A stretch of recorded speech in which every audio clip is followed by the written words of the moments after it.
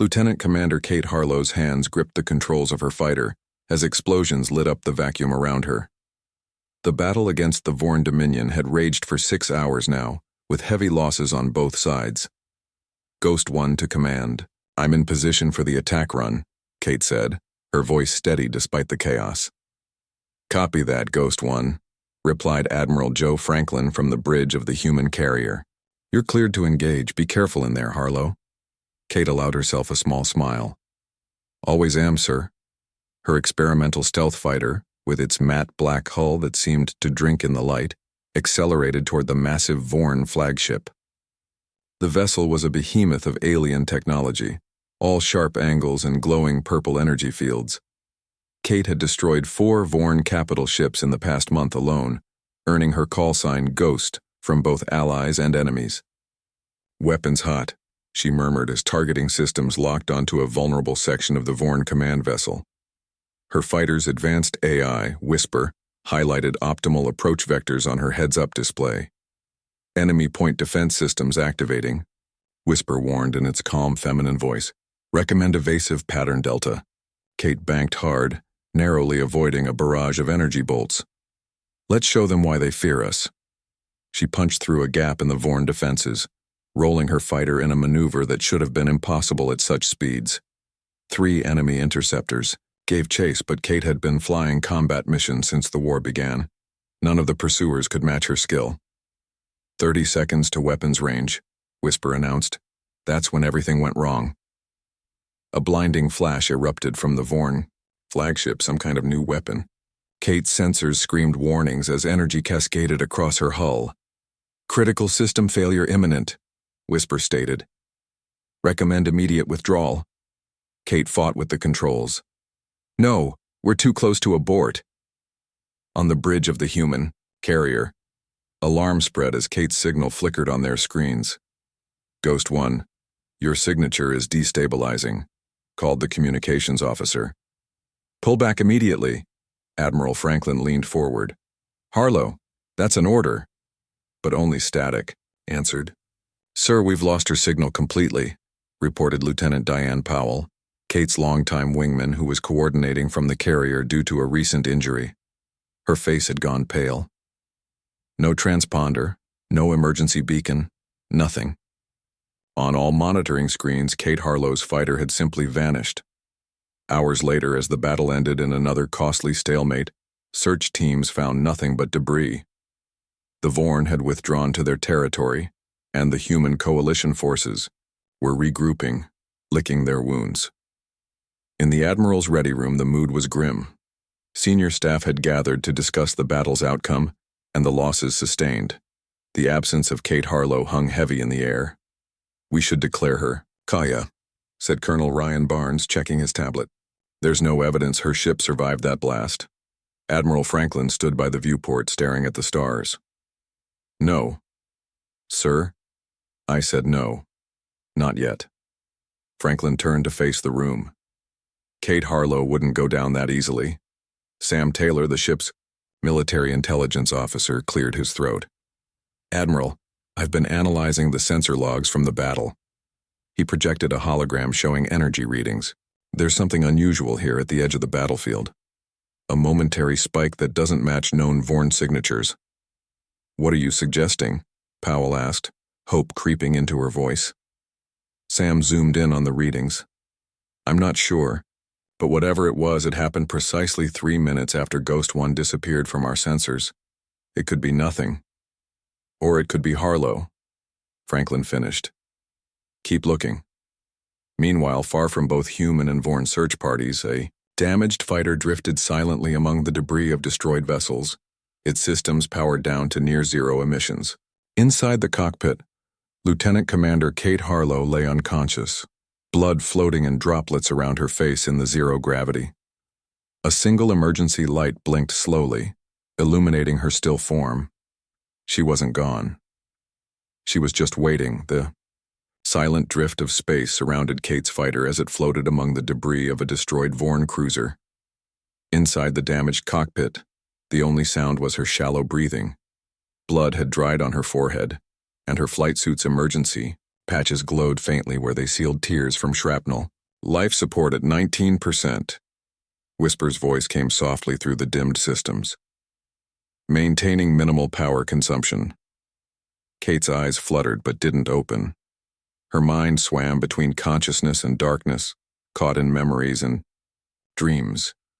The fighter's hull creaked as it shifted against a large piece of Vorn debris.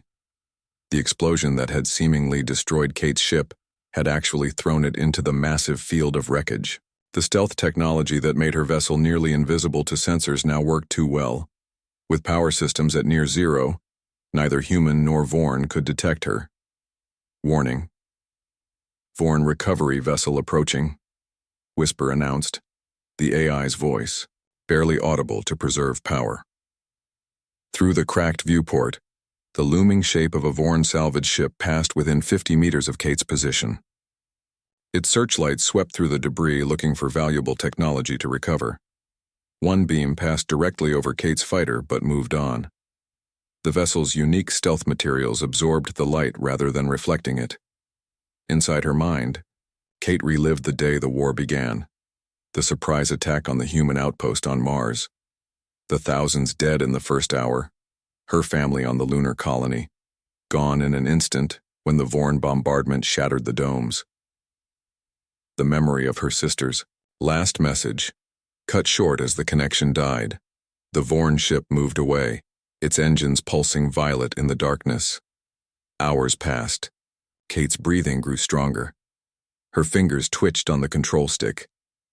Kate, Whisper said. Medical sensors indicate improved neural activity. Can you respond? A groan escaped Kate's lips. Her eyes opened slowly, adjusting to the dim emergency. Lighting. Whisper, she croaked. Status report. Primary systems offline. Hull integrity at 62%. You suffered a concussion and 3 broken ribs. The nanomed system in your flight suit has stabilized your condition. Kate tried to sit up and winced at the pain in her side. How long have I been out? 4 days, 7 hours. Kate's eyes widened. That's impossible. Search teams would have found us by now. The electromagnetic pulse from the Vorn weapon damaged our beacon. We are currently embedded in debris from Vorn cruiser designation KZ-719. Our position is approximately 300,000 kilometers from the battle site. Slowly, Kate assessed her situation. The cockpit was cold. Life support was maintaining minimum temperature to keep her alive. Stars shone through the viewport, unmoving as her ship drifted. What about our location? Where exactly are we? Whisper displayed a star chart on the cracked screen. Kate's heart sank as she realized they had drifted far from human-controlled space. We're in Vorn territory, she whispered. Affirmative. We have drifted across the conflict line. Based on observed Vorn vessel movements, I believe we are near a significant strategic position. Kate's training kicked in. Survival first. She reached for the emergency kit under her seat and pulled out a water pouch. The liquid was cold but refreshed her parched throat. Show me what you've recorded while I was unconscious. Whisper displayed footage of Vorn ships moving in formation, far more than should have been in this sector. Despite her pain, Kate leaned forward. They're gathering a fleet, she said. A big one. Kate's mind raced with possibilities. If she could repair basic systems and get a message to the human coalition, this accidental intelligence could be valuable. But she was deep in enemy territory and a damaged fighter with limited supplies. She looked at her hands. They were steady, despite everything. Whisper, divert power to basic diagnostics. I need to know what I can fix. As the AI complied, Kate stared at the stars. Everyone thought she was dead. The enemy, her friends, her commanders, all believed Lieutenant Commander Kate Harlow had perished in battle. That might be the only advantage she had left. The Grand Command Chamber of the Vorn flagship pulsed with blue-violet light as Fleet Commander Zexcal moved his 4 slender arms in a gesture of triumph. Around him, the senior officers of the Vorn Dominion clicked their mandibles in approval. The human known as the Ghost has been eliminated, Zexcal announced, his voice resonating through the chamber. Our new energy dispersion weapon performed exactly as designed. Nothing could have survived that blast. A holographic display activated in the center of the room, showing footage of Kate Harlow's fighter vanishing in a flash of light during the battle. The Vorn officers tapped their claws against their armor in their species' version of applause. With this human's destruction, we have removed the greatest single threat to our expansion, continued Zexcal. This pilot alone was responsible for the destruction of 23 capital ships over the past 2 years. No other human has caused such damage. Sub-Commander Vexiteer, the fleet's chief strategist, stepped forward. Her armor was decorated with marks of distinguished service. The psychological impact on human forces will be significant, she said. They considered this pilot to be their most effective warrior. Already their fleet has retreated to Proxima Station to regroup. The hologram shifted to show human ships pulling back from the battle zone. The Vorn studied the movements with their multifaceted eyes. We will use this opportunity well, said Zexcal. The final offensive against the human homeworld can now proceed without the interference of the Ghost. Prepare all ships for the gathering at Nexus Point 7. The chamber filled with the clicking sounds of excited Vorn. After 5 years of bitter war, victory seemed within reach. Meanwhile, at Proxima Station, the mood among the human coalition forces was somber. The battle had cost them 3 destroyers and dozens of fighters. But the loss of Lieutenant Commander Kate Harlow hit hardest. In the pilot's ready room, Lieutenant Diane Powell stared at Kate's empty locker. They had been friends since flight school, had flown countless missions together. Powell's leg, still healing from a previous battle injury, ached as she stood there. She's not dead, Powell said to no one in particular. Lieutenant Jack Morris looked up from cleaning his flight helmet. Diane, we all saw what happened. That new Vorn weapon tore through everything in its path. Even Kate couldn't have... I don't care what everyone saw, Powell interrupted. Kate survived worse. Remember the ambush at Europa? Or the time she flew through an asteroid field with no navigation systems?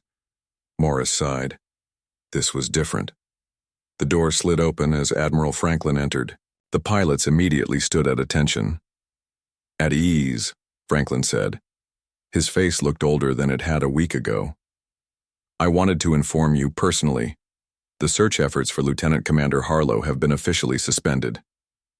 Powell stepped forward. Sir, with respect, we can't give up. Franklin held up his hand. This isn't my decision, Lieutenant. Command has ordered all resources to focus on defending our remaining positions. The Vorn are already moving forces into the areas we abandoned. The Admiral moved to the wall where photos of fallen pilots were displayed. However, he continued in a lower voice, I have Sam Taylor continuing to analyze all sensor data from the battle. Unofficially. Hope flickered across Powell's face. You also believe she might have survived. Franklin didn't answer directly. Harlow was piloting our most advanced stealth fighter. If anyone could disappear and make everyone believe they were destroyed, it would be her. The Admiral turned to address all the pilots. The Vorn believe they've eliminated their greatest threat. Their propaganda broadcasts are already celebrating the death of the Ghost. They think we're weakened and demoralized. His eyes hardened. Let them think that. Meanwhile, we prepare. Intelligence suggests they're planning something big. We need to be ready. As the Admiral left, Powell returned to Kate's locker and touched the name tag. They're celebrating too. Early, she whispered. You're out there somewhere, and when you come back, they'll be sorry they ever started this war. 2 weeks drifted by as Kate's fighter remained hidden in the debris field. Inside the cockpit, Kate's eyes finally opened fully. The fog of semi-consciousness that had plagued her for days had finally lifted. Welcome back, Lieutenant Commander, Whisper said. Your vital signs have stabilized. Kate carefully touched the healing wound on her head. The nanomed treatment had done its job, but she still felt weak. Status report, she said, her voice rough from disuse. Life support functioning at minimal capacity. 12 days of oxygen remaining. Hull integrity holding at 60%. Communications array damaged beyond repair with available resources. Kate slowly moved each limb, testing her body. The pain in her ribs had dulled to a manageable ache. She looked out through the viewport and froze. In the distance, she could see dozens of Vorn ships gathered in formation. This was no ordinary patrol. Whisper, how long have those ships been there? The Vorn fleet began arriving 5 days ago. I have been monitoring their movements while you recovered. Kate pulled herself more upright in her seat. Show me what you've recorded. The damaged display flickered to life, showing footage of Vorn warships arriving one by one. Supply vessels moved between them. Command shuttles transferred between the larger ships. This is a staging area, Kate whispered. They're preparing for a major offensive. Correct, Whisper replied. Based on their numbers and supply movements, this appears to be preparation for a significant military operation. Kate stared at the display, then at her hands. 2 weeks of drifting with minimal life support had left her thinner, weaker, but her mind was sharp. She had accidentally stumbled upon the most important Vorn military gathering she had ever seen. Can we move? She asked. The maneuvering thrusters are operational, main engines are damaged, but could provide 40% power if repaired. Kate made a decision. We need to get closer. If this is what I think it is, the whole war could depend on what intelligence we can gather. With careful movements, she brought the fighters' systems online just enough to control their drift. The debris around them provided perfect cover as she used short bursts from the thrusters to push the fighter toward the Vorn fleet. Hours passed as Kate patiently maneuvered closer to the alien armada. She used her fighter's advanced stealth capabilities to mask the minimal energy signature of her thrusters. The Vorn, confident in their security this deep in their territory, had relaxed their sensor sweeps.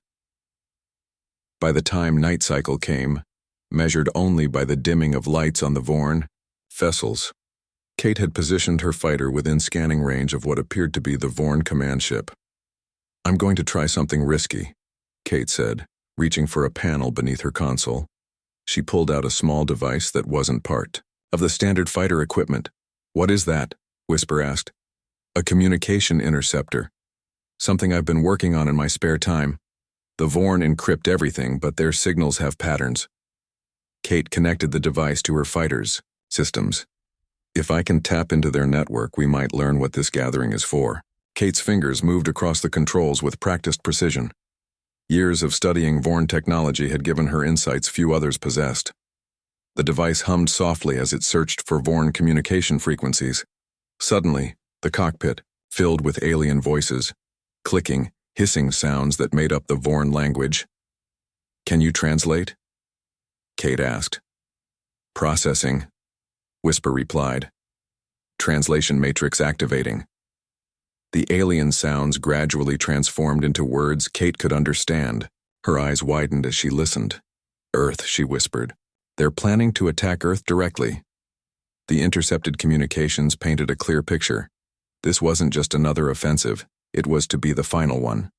The Vorn had assembled their largest fleet ever, with the goal of reaching humanity's homeworld and ending the war in one devastating strike. Kate's hands tightened on the controls. We have to warn them. Kate hunkered down in the cockpit, her eyes fixed on the data streaming across her damaged display. For 3 days straight, she had been intercepting and recording Vorn communications, building a complete picture of their attack plan. The intelligence she was gathering was beyond valuable. It was civilization saving. Whisper, are you capturing all this? Kate asked, her voice hoarse from talking little and drinking less. Water was among her most limited resources now. Affirmative. All data is being stored in the primary and backup systems, the AI replied. The Vorn are transmitting their complete battle plans across their secure network. Kate shook her head in disbelief. They're so confident we can't access their communications that they're not even using their highest encryption protocols. The fighter drifted silently, positioned within a particularly dense cluster of debris. Kate had maneuvered them into a blind spot between 2 damaged Vorn frigate hulls. From this position, her specialized interception equipment could capture the Vorn command signals without revealing her presence. Wait, zoom in on that transmission. Kate pointed at a particular data stream. That's coming from Fleet Commander Zexcal's flagship. The screen adjusted, showing detailed technical specifications of the Vorn shield systems. This is it, Kate whispered. leaning forward despite the pain in her ribs. "They're updating their shield frequencies across the fleet. Look at the pattern." Kate's eyes narrowed as she studied the numbers. 5 years fighting the Vorn had given her unique insights into their technology. Something about these frequencies triggered her memory. Whisper. "Compare these shield modulations with the data we collected during the Epsilon Eridani campaign." The AI processed for a moment. "Analysis complete. There is a 93% similarity in the base algorithm structure." Kate's lips curved into the first smile since before the battle. "They're still using the same underlying shield technology, just with higher power output." Her fingers moved rapidly across the controls. "That means there's still a vulnerability in the phase variance." For hours, Kate worked feverishly, analyzing the Vorn shield data and comparing it with everything she knew about their defensive systems. As a fighter pilot, she had developed an almost instinctive understanding of Vorn vulnerabilities. Knowing exactly when to strike to penetrate their defenses had kept her alive through countless engagements. "If I can isolate the frequency modulation pattern," she muttered, working through complex calculations. Suddenly, a warning flashed on the display. "Vorn patrol approaching," Whisper announced. "Estimated passing range 200 meters. Kate froze, her hands hovering above the controls. Even with minimal power emissions, a patrol that close might detect them. "Kill all systems except basic life support," Kate ordered. "Even your vocal interface. Go silent." The cockpit plunged into deeper darkness as Whisper complied. The only light came from the distant stars and the approaching Vorn patrol vessel's purple engines. Kate held her breath as the alien ship moved slowly through the debris field, its searchlights sweeping methodically through the wreckage. One beam passed just meters from Kate's fighter, lingering momentarily on a piece of debris directly in front of her viewport. Kate remained perfectly still, though her heart pounded in her chest. After what seemed like hours but was only minutes, the patrol moved on. "Systems reactivating," Whisper said softly once the Vorn ship was safely distant. Kate let out a long breath. That was close. She returned to her work with even greater urgency. "I've nearly isolated the shield vulnerability." By the time she finished her analysis, Kate had discovered more than just a weakness in Vorn shields. Their entire battle plan for the Earth attack was mapped out in her fighters' memory banks. Troop movements, fleet positions, timing, everything. "Whisper, how much fuel do we have for the return journey?" "At maximum efficiency, we have enough for approximately 60% of the distance to the nearest human coalition outpost. Repairs to the main engine would improve this estimate." Kate nodded, her face set with determination. "Then we better start those repairs. Earth's survival depends on us getting this information back." She looked at the star chart showing her position deep in enemy territory. Getting home wouldn't be easy, but Kate Harlow had never chosen the easy path. "They think I'm dead," she said quietly. "That might be the only advantage we need." Kate's hands trembled slightly as she finished connecting the last power coupling. After 5 days of careful repairs, her fighter's main engine was finally operational. Not at full capacity, but enough to attempt the journey home. "Engine test complete," Whisper announced, "operating at 47% efficiency." "It'll have to do," Kate said, wiping sweat from her forehead. The life support system was still running at minimal levels to conserve power, making the cockpit uncomfortably warm during work periods and too cold during rest cycles. Kate studied the navigation display. Her fighter was positioned at the edge of the Vorn fleet gathering area. The route back to human space would take her through 3 heavily patrolled sectors. With limited fuel and a damaged stealth system, the journey would require perfect timing and more than a little luck.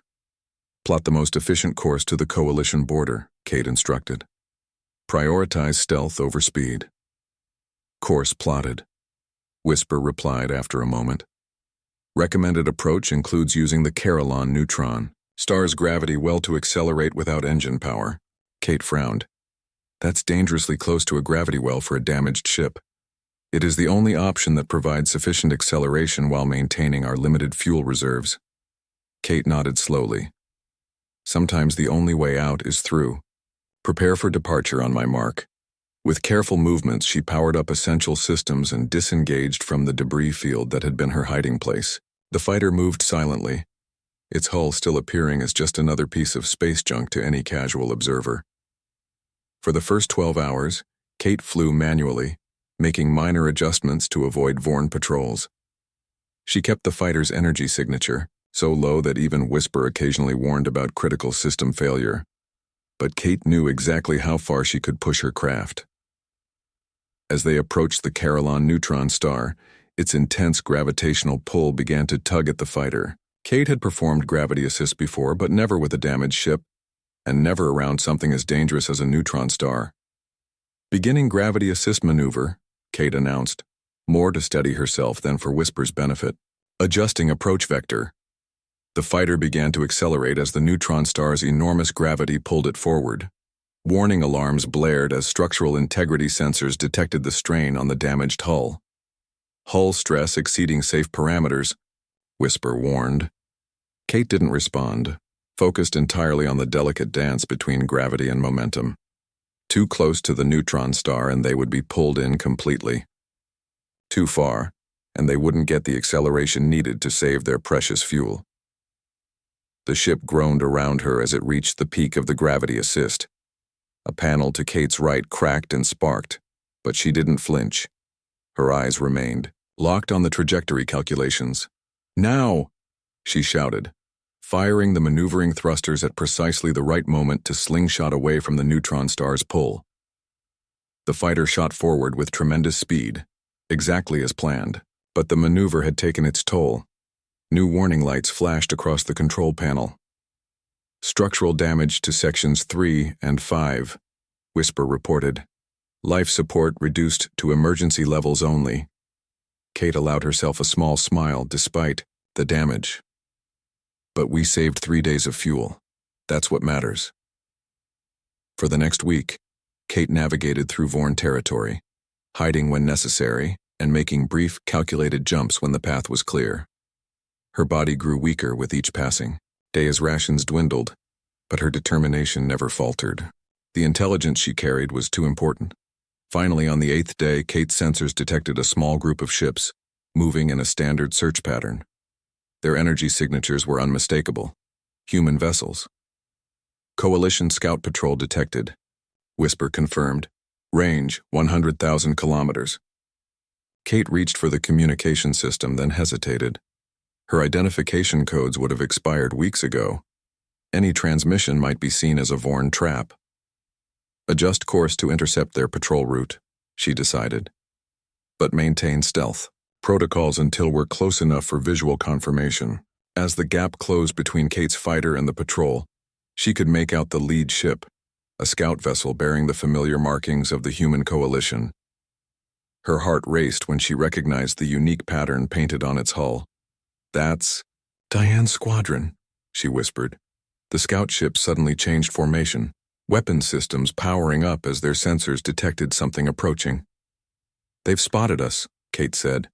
"Time to say hello." The scout ships formed a defensive pattern as Kate's fighter approached. Warning shots flashed across her bow, bright streaks of energy in the darkness of space. "Unknown vessel. Identify yourself immediately, or we will open fire," came a voice, over the open channel. Kate recognized it immediately. Lieutenant Diane Powell.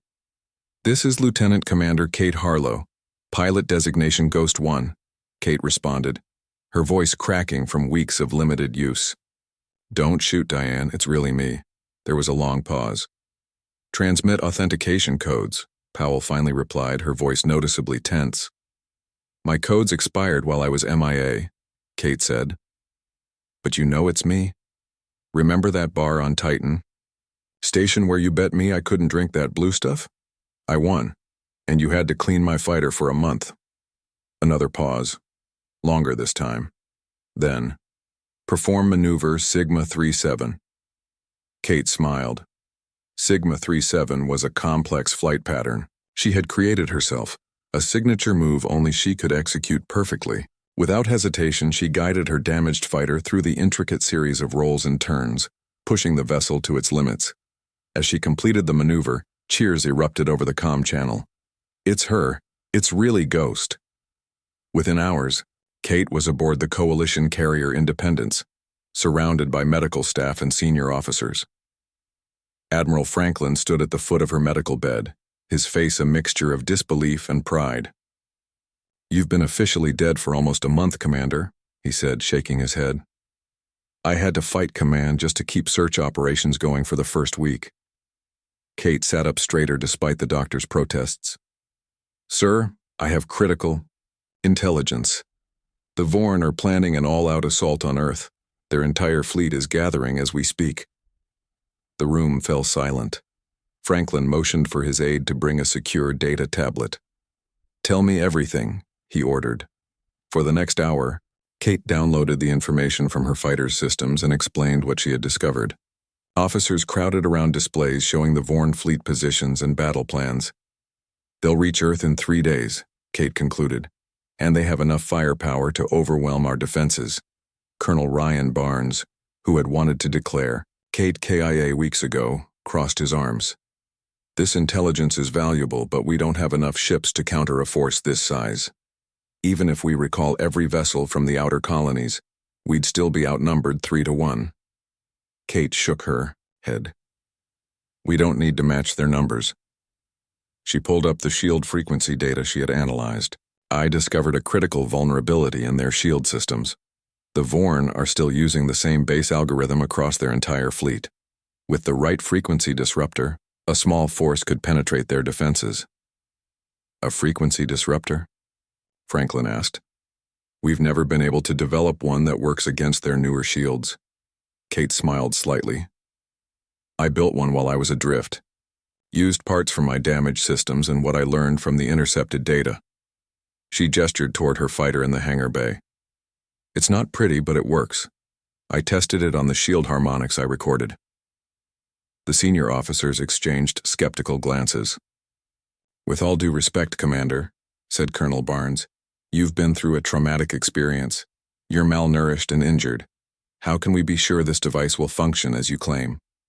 Kate slowly stood from the medical bed, ignoring the doctor's objections. "Then let me show you." In the carrier's test lab, Kate connected her makeshift device to a power source. Engineers and weapons specialists gathered around as she activated a standard shield generator configured to Vorn specifications. "The Vorn shields are nearly impenetrable to our weapons," Kate explained. "But hit them with this specific frequency pattern." She activated her device. The shield wavered, then collapsed completely. The room erupted in murmurs of amazement. Admiral Franklin stepped forward. "How many of these can we build in 3 days?" "With the right materials, enough for a small strike force," Kate answered. "We don't need to confront their entire fleet, just cut off the head." Franklin studied her face. "You're proposing a surgical strike against their command structure," Kate nodded. "Their fleet commander Zexcal is coordinating the entire offensive. Without him, their attack will fall apart." "And who would lead this mission?" Franklin asked, though his expression suggested he already knew the answer. Kate stood straight, despite her weakened condition. "I would, sir. I know their formations, their blind spots, and I've spent more time fighting Zexcal than anyone else in the fleet." Medical Officer Lisa Grant stepped forward. "Admiral, Commander Harlow is in no condition for combat. She needs weeks of recovery." Kate met Franklin's eyes. "We don't have weeks, sir. Earth doesn't have weeks." The Admiral was silent for a long moment. "Prepare a briefing for the War Council," he finally said. "If they approve this plan, you'll have whatever resources you need." As the officers filed out, Diane Powell approached Kate. "You really want to go back out there? After everything you just survived?" Kate's expression hardened. "The Vorn think I'm dead. That's the best advantage we could ask for."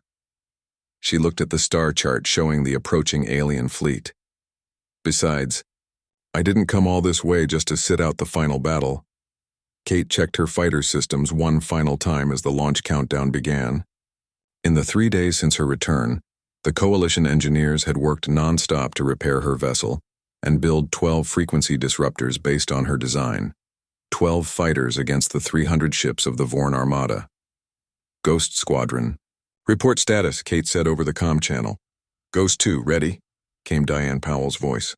Ghost 3, all systems go, reported Lieutenant Jack Morris. One by one, the 11 pilots confirmed their readiness. Each had volunteered despite knowing the mission's dangers.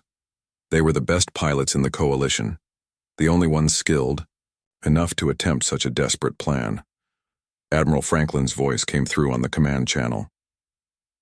Ghost Squadron, you are cleared for launch. The fate of Earth rests in your hands. Kate took a deep breath. Understood, Admiral. We won't let you down. The carrier's launch bay doors opened, revealing the vastness of space. In the distance, the Vorn fleet had just entered the solar system. Massive warships moved in perfect formation, their purple energy signatures visible even at this range. Launch in 3, 2, 1. Mark. The 12 fighters shot forward into space, immediately activating their stealth systems.